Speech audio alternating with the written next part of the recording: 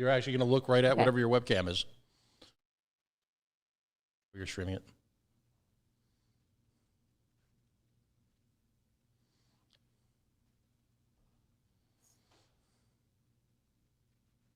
Need a search engine optimization SEO services? Then get in touch with our professional and friendly team to learn more about our range of custom and tailored services designed to suit your exact needs. Every one of our professionals have acquired years of experience, which ensures you get the very best. Our experienced staff is waiting to hear from you and to answer any specific questions that you may have on how we can meet your needs. Just ask for a consultation and let us prove our commitment to you as we promise to maintain the highest level of quality and commitment. Your satisfaction is our prime concern. So please, don't hesitate to get in contact with us and let us show you all the great options we have.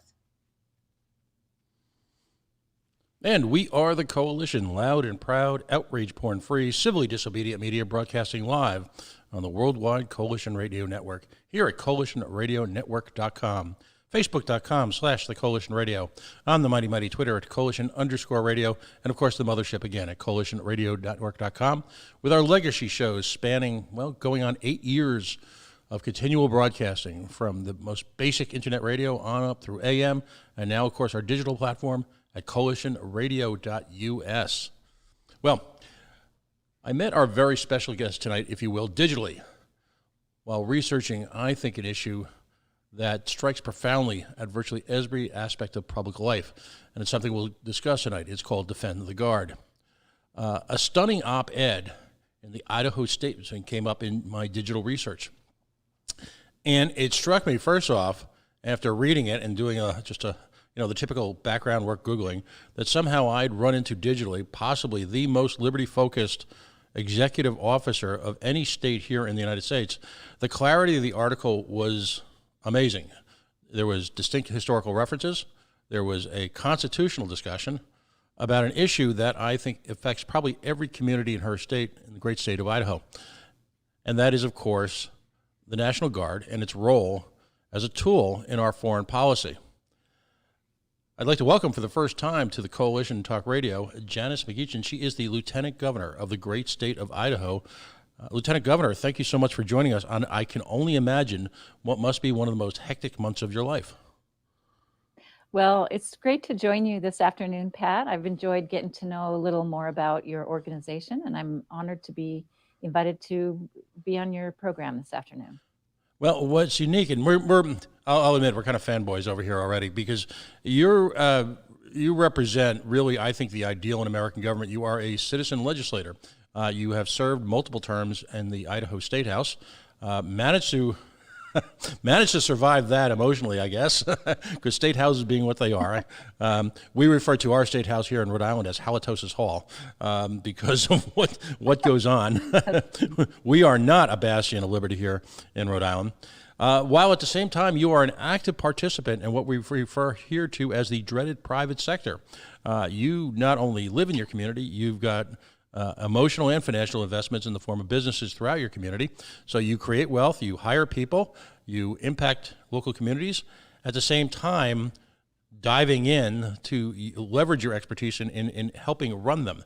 That was really the ideal of our founding fathers, wasn't it?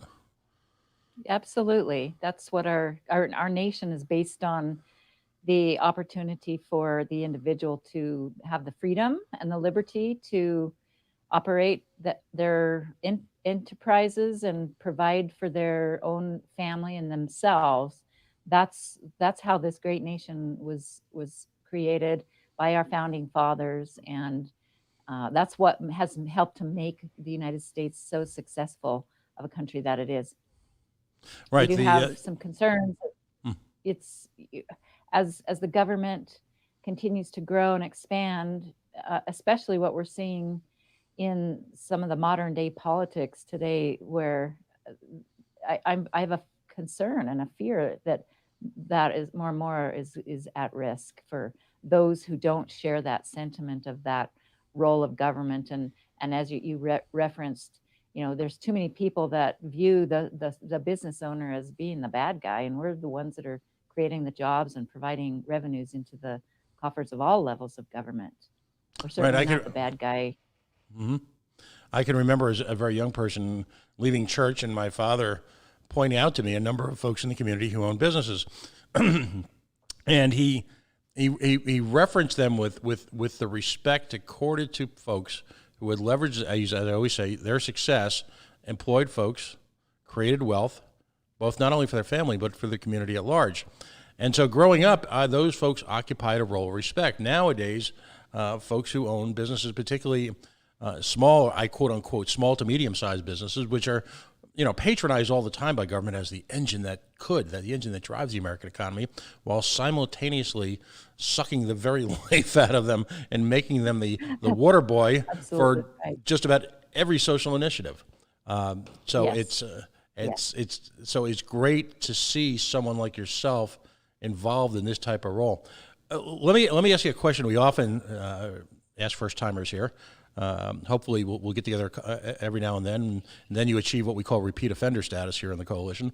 But what was that moment in your life when all of a sudden you understood, whether as a young person, maybe someone who was involved in a business, the notion that self-ownership, liberty, self-autonomy, self-direction was a critical part of your life? When was it that you fully started to understand how important liberty played a role? Well, my liberty moment was the day that I was born. I was raised into a more traditional conservative family, with the traditional roles. My mother stayed at home, cared for 5 of us, and raised us. We went to church every Sunday, and um, these ideals never did leave me. They helped create who I am even today. But as I grew up and went to college and got married, my husband and I became partners in life, partners in business. And of course, it's that experience in business that as a small business owner, I know that the best role for government is for the government to get out of my way. And I love the quote that's Henry David Thoreau, that government is best which governs the least. And I subscribe, one of my favorite founding fathers is Thomas Jefferson. And the principles that he supports and promoted are really all about the idea of less government interference in the lives of the individual and the family and the business. How did first of all, let me define the Defend and Guard movement as I've seen it, as I'm new to it and I'm doing my initial research. What you, as a state executive and a handful of states around the nation are actively doing is to create, if you will, within the federal government, the requirement that simply the federal government, before taking our young men and women out of their homes, out of their lives, out of their workplaces, out of their careers, and before they take them off to foreign adventures in foreign lands and get involved in police actions in these nebulous type of quasi-wars, before they do that, they have to fulfill their constitutional responsibility and actually declare a war and bring the case to the Congress so that the proper branch of government will submit its approval. How did you first get involved with this movement? Well, it kind of probably goes back over a period of several years. I can remember after I was first elected as Idaho's lieutenant governor 3 years back, I went to a conference back in Washington, D.C., and we toured the memorial, the cemetery there. And there was a whole section of the cemetery there that is dedicated to men and women who have died from the conflict in Iraq and Afghanistan. It's one of the busiest section of the garden of the lands there, and it's sad because with this war going on for 19 years now, it is the longest war that the United States has been entangled in. And so, I just got to know, I started meeting more individuals, veterans that had been serving in Afghanistan or Iraq, and listening to their stories. So many sad stories of how the war has impacted their lives, whether they were hurt, killed, or came home and been affected by PTSD, which is a very real concern. We operate 4 businesses here in Idaho, and excuse me. Sorry, we had a little interruption there. Just kind of threw me off for a second. Jordan, can you lock that door there? We operate 4 businesses here in Idaho, and we have a couple of veterans that we employ now, and one of them is really struggling. I'm really concerned about his well-being right now. You know, he's been having to go through some counseling. Even now, years later, it's affecting his life, so that in the daily course of operations, in whatever they find to do, it really affects their lives even today. And it's really hard.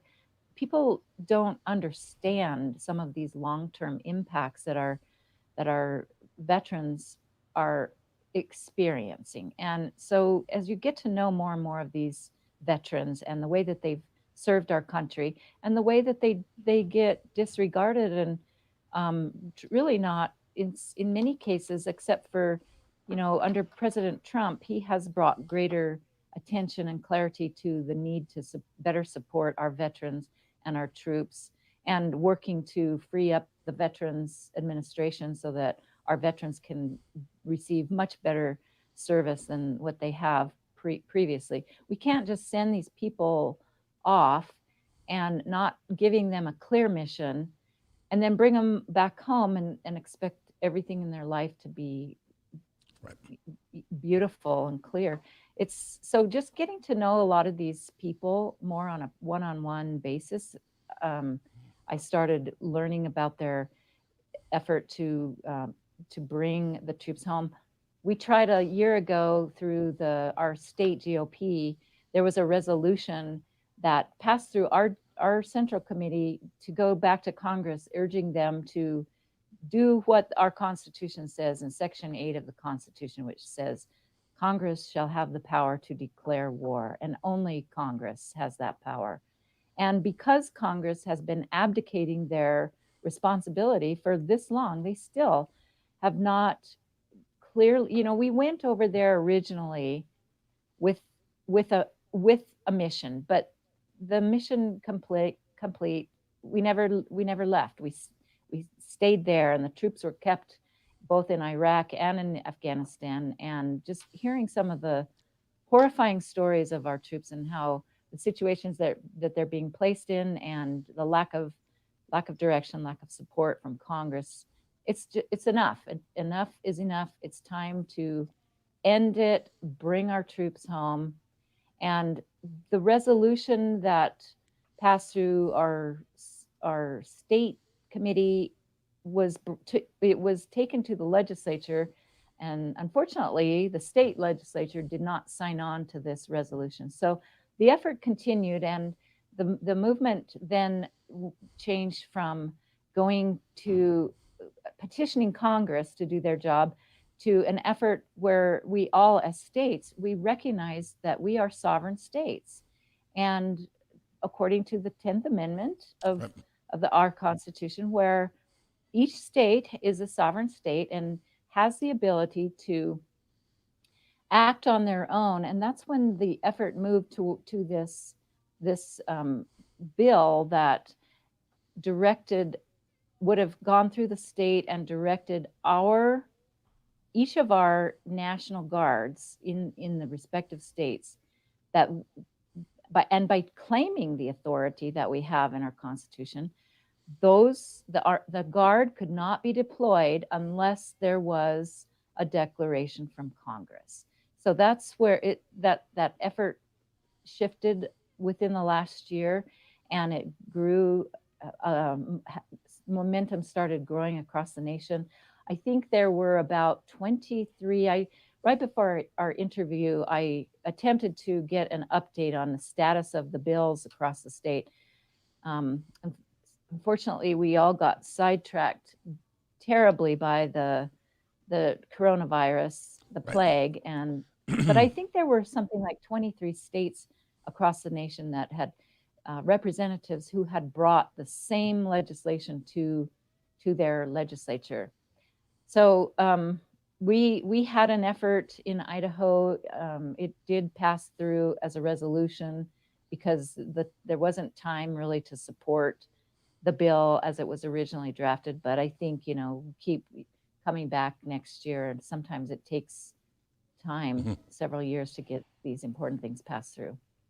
Yeah, let's look for a moment, if you will, at the history of the National Guard. It's interestingly enough, the concept of a National Guard goes all the way back to the 17th century, and it's really it's such an apt analogy for what happens in government and big government in general, because in the first 200 or so years of the National Guard's existence at some level or another, it started, I think, in the original Massachusetts Bay Colony. It was a very practical implementation of local defense. It was an extension, if you will, of home rule. You had National Guards being put together by different states, and they were to react to disasters or internal strife, including, but not limited to, obviously, the Civil War. Everything, like so many areas of government in the 20th century, started to go awry, where all of a sudden you government, as it will often do, will look at assets, and I use that term euphemistically, and sense that, hey, there's opportunity here. There's tools to be used. And so in the past 20 to 30 years, as a matter of fact, legislation has accelerated to the point where there essentially has been a hijacking of the National Guard by the federal government. And what started at, again, so innocuously as a sharing of expenses, then ultimately the takeover of a number of the expenses, and then ultimately the drift that occurred as the federal government, and I'm talking about some specific laws, in the NDAA, if you're a Liberty person, it is one of the most tangled abuses of legislative power in this nation's history, because it can literally mean everything to anybody. It's sort of this gigantic soup, this stew of government excesses. So in the post 9/11 era, everything's on the table. So in 07 and 08, they continued to expand federal power into it. In 2012, they added the National Guard to the Joint Chiefs of Staff, which is a clear abrogation of what the concept of the Guard was, wasn't it? How did this happen, and how does this always happen? Yeah. Well, good question. Perhaps funding and money can be a big part of that. The more money that gets pumped in, then a lot of special interests become entangled in that appropriation, and they tend to want to, continue and further whatever their role that they want is to fulfill. Let's see, what was I going to say? We did have a sit-down conversation with our General Garshak here in Idaho, because you can't be putting big things like this through without going and sitting down and talking to him. And he did express concern about this effort, that it might put some of those federal dollars at risk. He said, if you were to ask me today, would I support this? He said, no, I wouldn't, but he did welcome the discussion and the debate. He says it's something that we should be talking about. These various guards around the country are put in place to defend and protect the states. And again, going back to the role of Congress and their lack of ability to truly declare a war and provide properly for those service members, because they're not doing their job, they have to rely on these guards to pull them out to go away from defending their respective states to send them into these other parts across the world. And it just compounds things. Yeah, I mean, I look at the original constitutional justification of this, Article 1, Section 8, Clause 15. It's to execute the laws of the Union, suppress insurrection, and repel invasion. That's it. In fact, in your op-ed, speak to, if you will, General Washington, then President Washington's objection. I mean, you mentioned 4 or 5 of the principal architects of this nation, and they've all addressed this issue at some point or another. I mean, Jefferson, Hamilton. Tell us a little bit about that historical background. Yeah, well, President George Washington was unambiguous, as written in the editorial. And his words, "It is our true policy to steer clear of permanent alliance with any portion of the foreign world." President Jefferson was equally explicit: "Peace, commerce, and honest friendship with all nations, entangling alliances with none." President Monroe is the one who formalized the policy, the Monroe Doctrine, which said that the U.S. would not interfere in the internal affairs or worlds of other nations. And then, of course, Benjamin Franklin, his wise counsel, there never was a good war or a bad peace. So our founding fathers have set the precedents of what the true, clear intent of our nation's foreign policy should be. And that is, first and foremost, to protect our soil and our citizens from foreign attack. And beyond that, if there is any effort to go after and be entangled in any foreign country, it should be, this is the role of Congress to declare that, have a clear mission. You go, you have your mission accomplished, and then you come back home and you work to continue to protect the borders of the United States and the citizens of this country.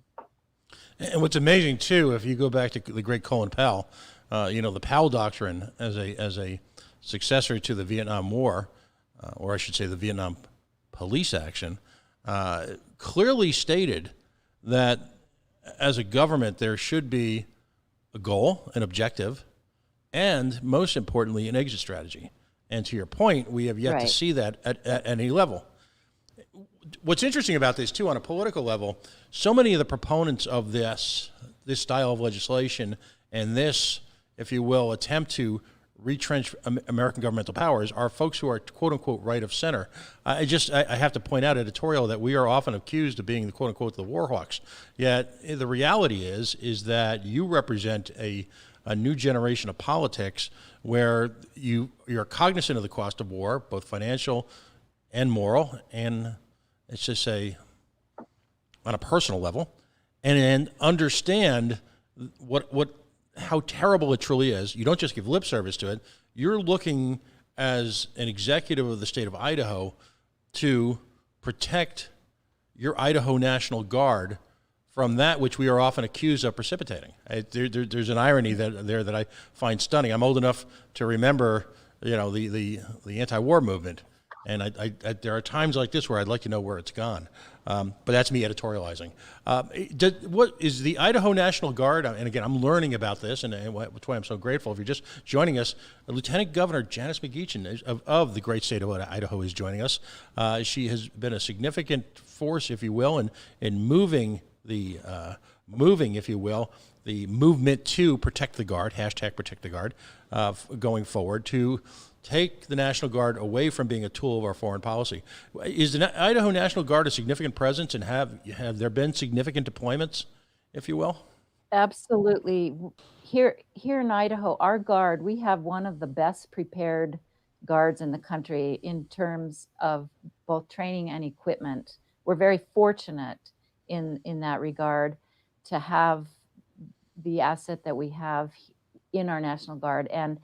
But it's also because of that the Idaho Guard gets sent to these areas, maybe perhaps more so than some other states.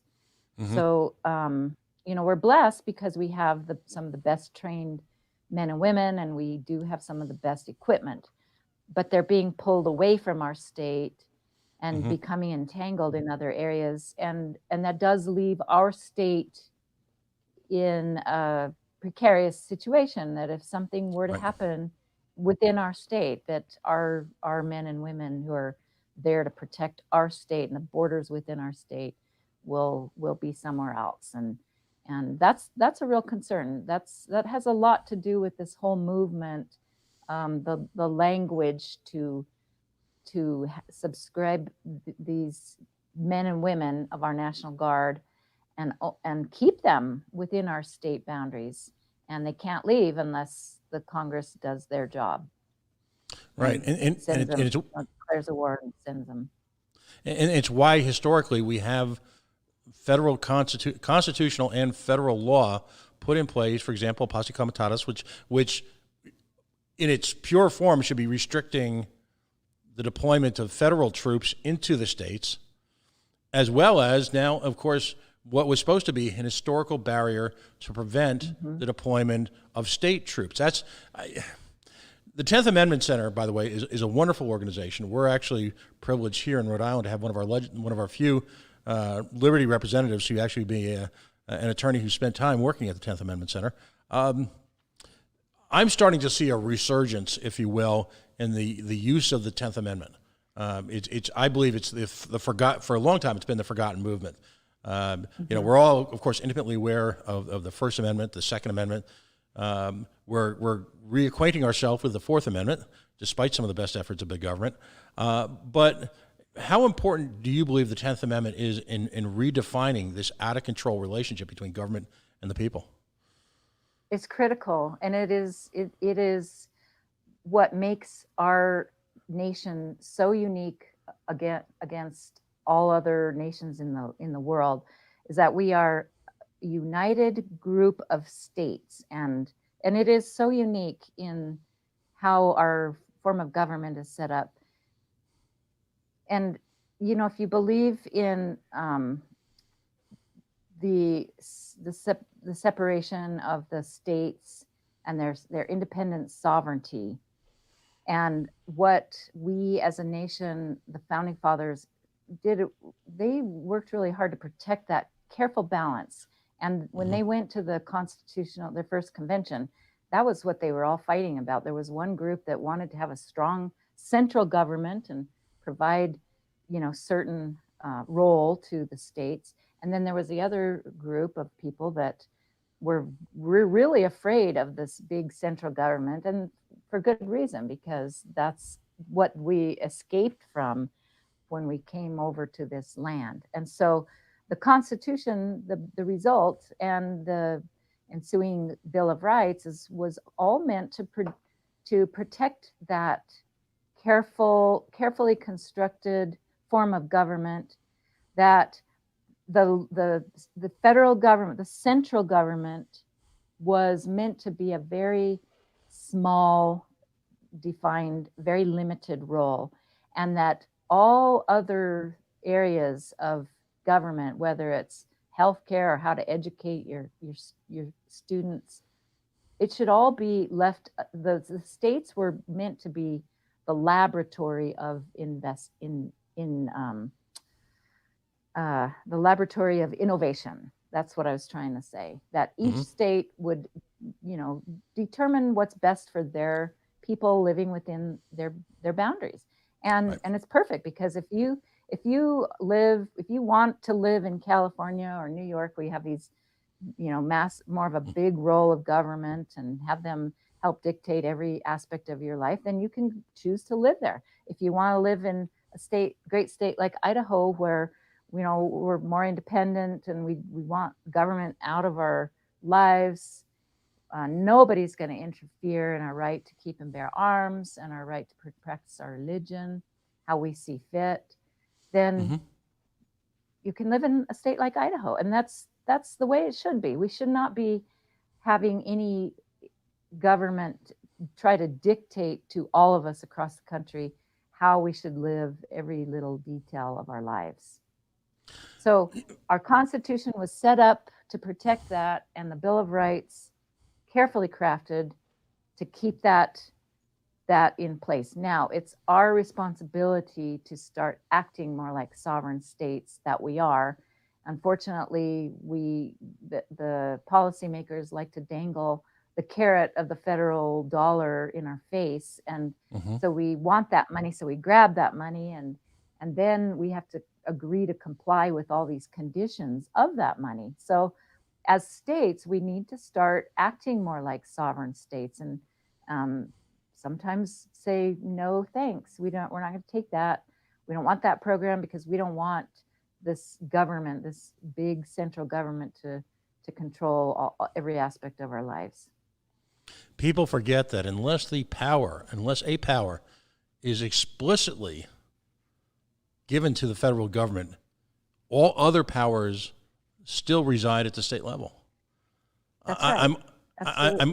And it's such a straightforward concept. Do you feel, and I'm not going to put you on the spot with Idaho in general, but do you feel that in many places in this country, it's simply either an absence of, or a fundamental misunderstanding, or perhaps never having been taught about your civil liberties and your rights and what we used to call civics?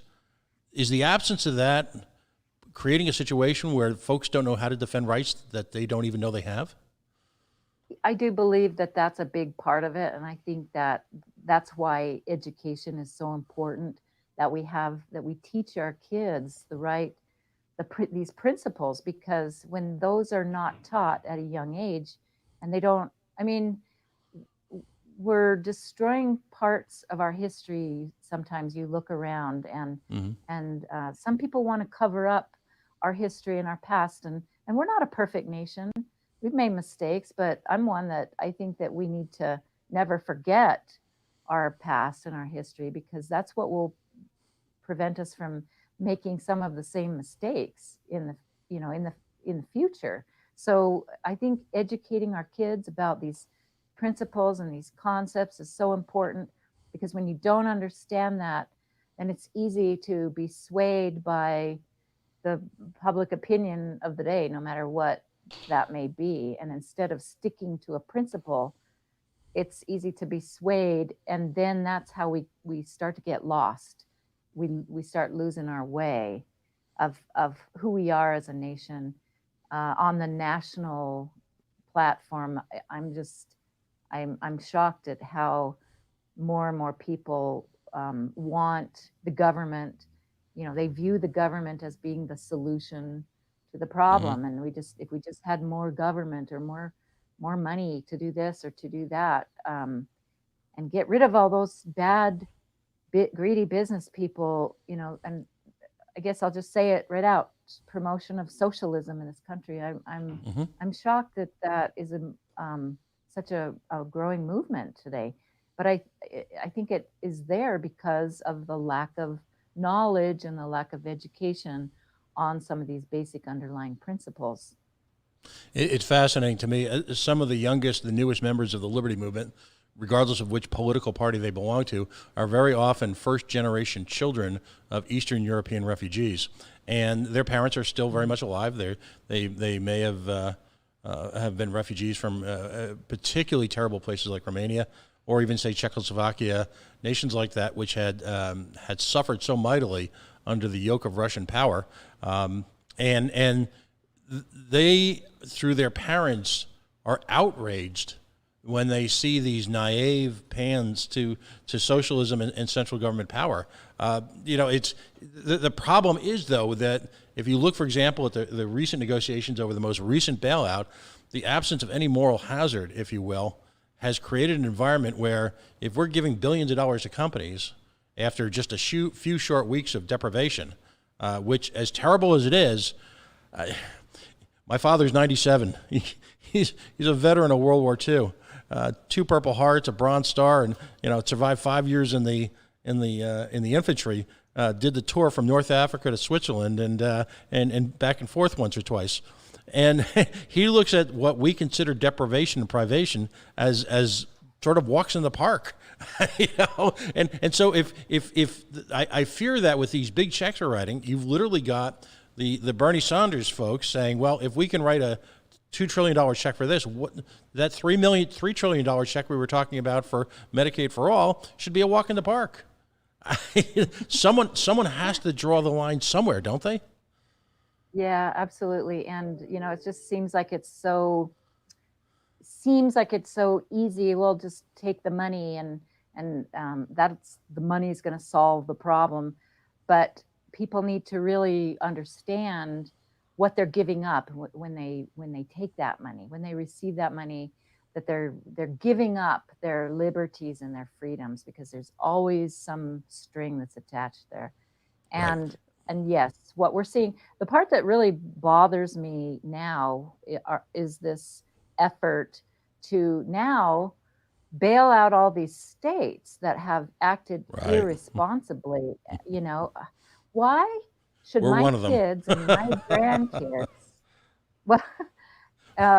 New York and California, I mean, they've been spending money like to no avail. Their pension fund is broken. And why should our kids and our grandkids have to, pay the price to bail them out for their fiscal irresponsibility? Here in Idaho, we have a balanced budget requirement, and we've been prudent. The legislature has kept the spending in check, and not always. That was actually one of the reasons why I ran for state representative back in the early 2000s, because our state budget was growing at a rate of 13-14%, which is way too high, higher than the economy is growing. But on the state level, you actually we should not just sit back and complain about these things. If it really truly bothers us, then we get involved and we help change it. And so my 10 years of service in the legislature was all about that. It was all about fiscal responsibility and keeping the growth of government in check, in line with the growth of the economy. I can remember my first bill that I took to the legislature was to put a cap on spending of the legislature, that they couldn't, the spending of the budget couldn't go higher than the rate of the growth in the population plus the rate of inflation. And as you can imagine, that wasn't a very popular bill for a freshman legislator to be bringing her first year, to tell them that they couldn't spend so much money. But I guess my point is that on a state level, we can make a difference. We can get involved, make a difference, and help to make sure that our states are run efficiently and effectively and responsively to our citizens. But then these other states that don't do that, and why should we in Idaho bail those states out? That's the part of this discussion about this COVID bailout that really bothers me right now. Fortunately, the Senate is refusing to consider that, and I hope that they stay strong with that, because that is just such a dereliction of duty there. I'm not often on the same side as Mr. McConnell, but his points just a handful of weeks ago about pension funds, and as you bring them out, is so apt. I am living in one of those states. Rhode Island is a state of barely 1 million people with a nearly, are you ready for this, $10 billion budget for a state that's approximately about 44 miles tall. And they are facing, because of this, nearly a $900 million structural shortfall because of COVID. And at the same time, they have yet to furlough or cut the hours of a single state employee, while simultaneously closing. Rhode Island is a state of small businesses, and they've closed Main Street. And again, it's just getting back to our original subject. There's this terrible disconnect at so many levels. Where, and that's why I've enjoyed this conversation, I've looked back at some of your other articles that you've written. First of all, the very notion that you're routinely writing op-ed pieces speaks to a desire to communicate directly with people without the filters, without the PR spokesman, without all the nonsense. You've established a direct line to your constituents. And that is so often missing in American government, because you do need to explain to people why you support or oppose a certain bill, and I find that very unique as well. It's almost house onto a bygone era, but it's, you get back to any of these issues. You've got state governments being hijacked to federal mandates. Very often, I'll call them either unfunded or underfunded mandates. And again, they're taking your state's money, in this case, in the form of the cost that you incur with the National Guard, the human cost that you incur with the National Guard, and they're dangling that over you. If for very simply, you have to often do the dance just to survive fiscally. And again, if you look at how they absolutely squandered both not only financially the costs involved in maintaining a National Guard, but the incredible loss of life or the loss of quality of life for so many families. The generational cost of this will be accounted for at some point, and it will be staggering. I fear we have lost an entire generation to a war machine without purpose. Am I overstating it? I agree. I absolutely agree, and that's the biggest tragedy of this whole thing is the lack of regard for the individual and the human effect on our men and women that have gone out and served. It's very unnecessary. They try to hold the funding thing over our head and say, well, if you do this, maybe the funding of the federal dollars for the Guard might go away. But I would challenge that, that notion. I don't believe that they would actually do that. And maybe it hasn't been tested. It just needs to be tested. Well, I mean, it's not like you are asking the state of Idaho, you and Mr. McKnight, and I'll talk about him in a second, but you and your views are not, if you will, asking the state of Idaho to abdicate from their responsibilities. You, in fact, are asking for nothing more than a reinforcement of the constitutional relationship between local militias as they were recognized in the initial chapters in the very beginnings of our Constitution, really at the root of our Constitution. Yeah. All you're looking to do is get them recognized. That's get back not to right. That's right. Get back to the principle of what this country was, the underlying principles of what makes this country work. Getting back to that. Yeah, that shouldn't be even considered an ask, and never mind a big ask. Now, Idaho is very fortunate. You in a sense, are one of the spiritual homes of this movement. I've had an opportunity to chat now with Mr. McKnight a few times, and he's going to be on the show within the next week or so. We're certainly going to do our best to gin up Rhode Island's support of this. It'll be interesting because, again, I'll go to a state government that's the epitome of Soviet era. All we're missing here are the dollar stores. We got the apparatchiks. All we're missing are the dollar stores. That's coming soon. But we're going to ask them to both from an anti-war perspective as well as a constitutional perspective, recognize exactly what you're trying to accomplish. And to me, the mixing of those two, I think, will be a real litmus test for how serious folks are about this. I'll call it the spirituality of their politics. If they truly believe in being opposed to war, then this is a winner. If they truly believe in limited government, then this is even a clearer winner. And that's absolutely. And that's part of Dan McKnight he's done a great job of advocating for the cause, and a lot of the benefit of drafting these bills and passing them through the legislative session is for the educational aspect of it. So, so that because they've been effective in sending the wrong message that these bills are anti veteran, that we're opposed to, we don't support our veterans and our service members if we're promoting this. And it's not about that at all, but by drafting a bill and putting it through the committee process where it's a great opportunity to help educate the policymakers and introduce them to these veterans and listen to their real life experience there. Dan McKnight's done a great job doing that, not just in Idaho, but across the country. In a matter of months, they grew their organization to several thousand, from just a handful of people to, I think, over 20,000 members.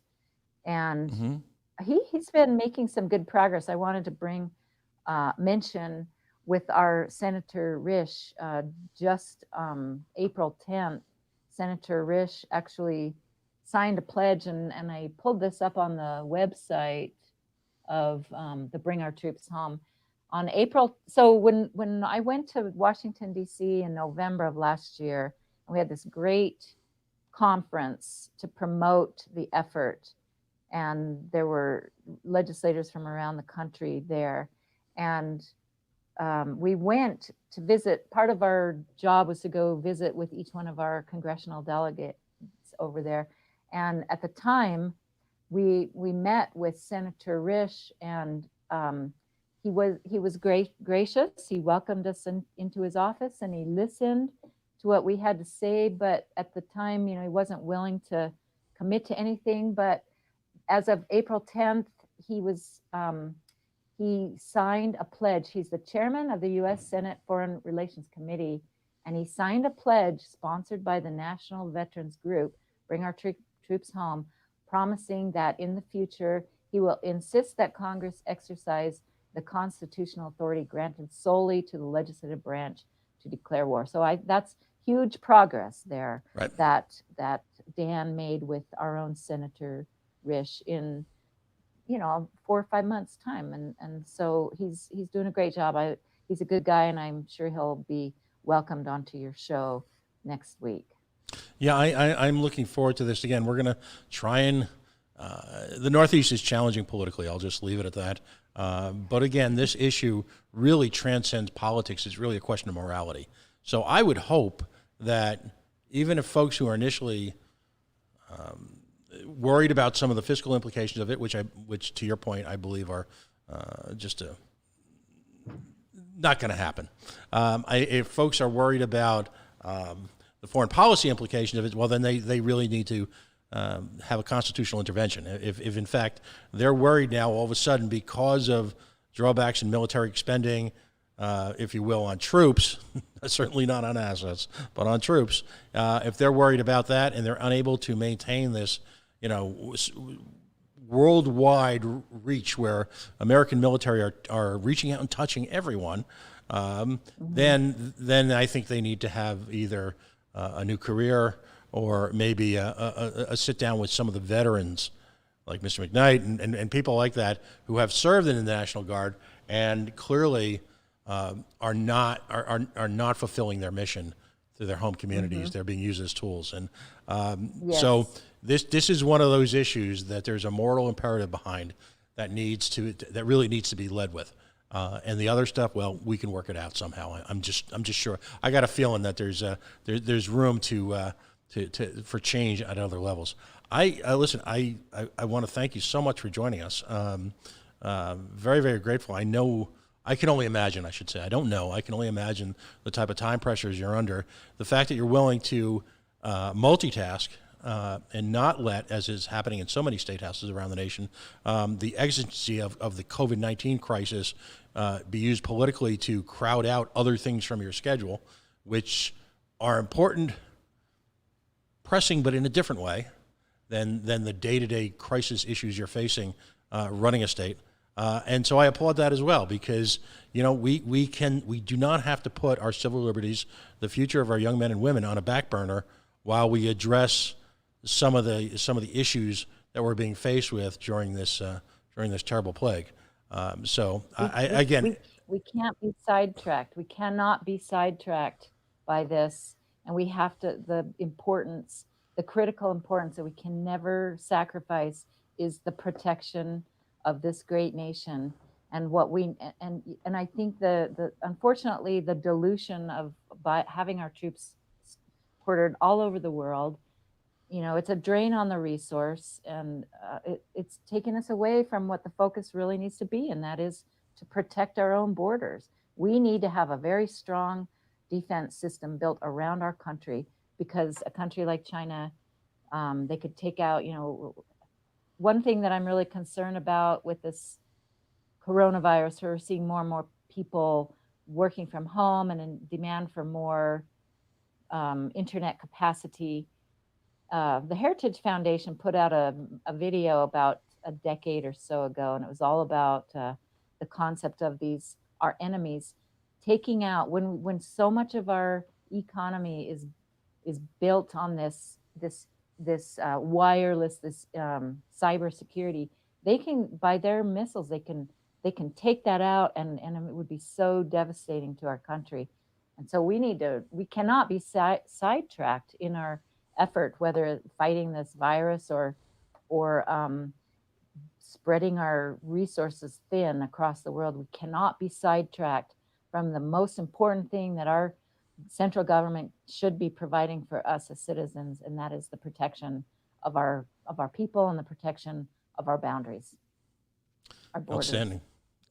Well, Lieutenant Governor Janice McGeachin, she of the great state of Idaho. I certainly hope if in fact your journeys bring you up to the Northeast, that you'll reach out to us and let us know ahead of time, because we'd love to have a few folks sit with you and maybe have lunch or show you what Italian cooking is like here in Rhode Island, which that is sounds awesome. That sounds good. Yeah, Lovely. it's an amazing university / restaurant culture here in Rhode Island. These folks are working hard to survive all of this, some of the same issues you're facing at home. And, we if nothing else, I don't know if you're an oysters fan, but we have the finest oysters on the planet. Yep. It's we are the ocean state, and we'd love to extend our hospitality to you.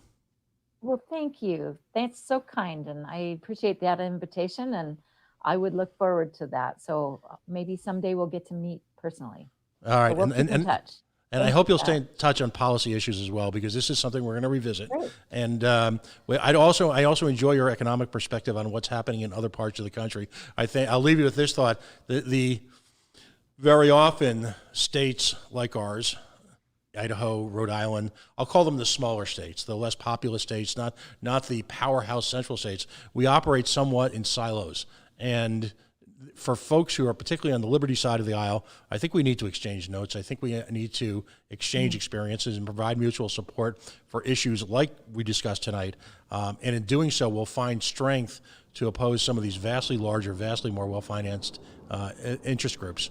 And I think there's power and strength to be had there. So, again, thank you so much for joining us tonight. Agree. Thank you, Pat. It's great to end. Please call me if you want to have another discussion on another issue. I'm happy to have another conversation with you. Thank you. Well, Lieutenant Governor Janice McGeachin, she, of course, of the great state of Idaho, weighing in here at the Coalition. We are the Coalition. As always, we are loud and proud and outrage porn free, civilly disobedient media broadcasting on the worldwide Coalition Radio Network at coalitionradionetwork.com. If you're listening to this for the first time, if you have a moment, if you could, we are at Facebook at facebook.com/the Coalition Radio. We are at Twitter at Coalition_radio. And, of course, our mothership at coalitionradionetwork.com. By the way, this show simulcasts on our website, on the Facebook, on Periscope, as also LinkedIn, Twitter, Twitch, and a few other places. So there'll be great opportunities. We will be replaying this often in the coming weeks as we amplify the cause. Have a wonderful night, and thank you for joining us. Thank you.